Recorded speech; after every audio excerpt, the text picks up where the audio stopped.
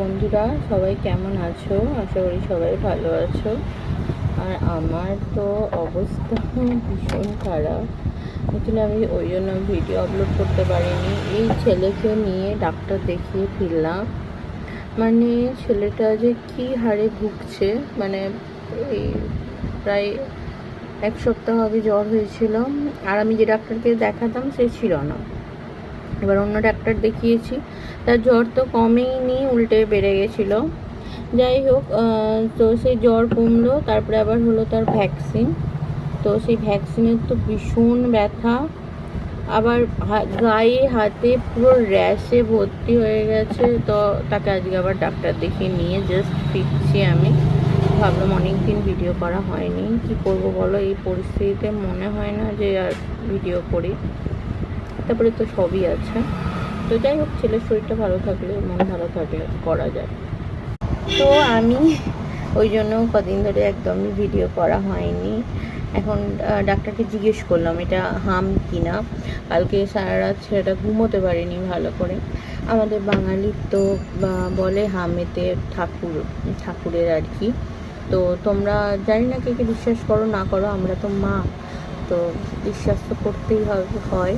ঠাকুরের ওপরই সবটা, সন্তান আমার যেহেতু, তাই জন্য আমি আজকে থেকে নিরামিষই খাচ্ছি।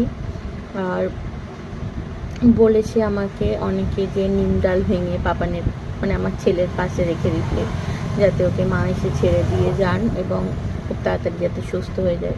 তোমরাও সেটাই প্রার্থনা করো যাতে মা খুব তাড়াতাড়ি আমার ছেলেকে সুস্থ করে দেয়।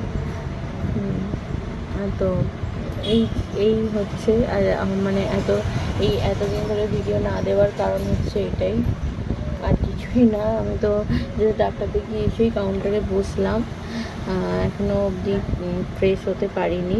তো এই দিকটা মিটিয়ে ফ্রেশ হব।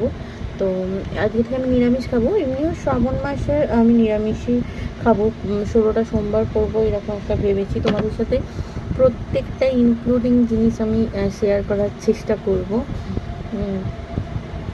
ঠিক আছে, যাই হোক, আমার পাপানের জ্বর কিন্তু কমে গেছে। হ্যাঁ, আর গায়ে র্যাশ আছে, ডাক্তার বলল যে হাম হলে ওটাকে টেনে বার করে দেবে, যেহেতু হোমিওপ্যাথি ওষুধ। তো যাই হোক, আমার আস্থা যে কমে যাবে, ঠাকুরের ওপরও আস্থা আছে আমার।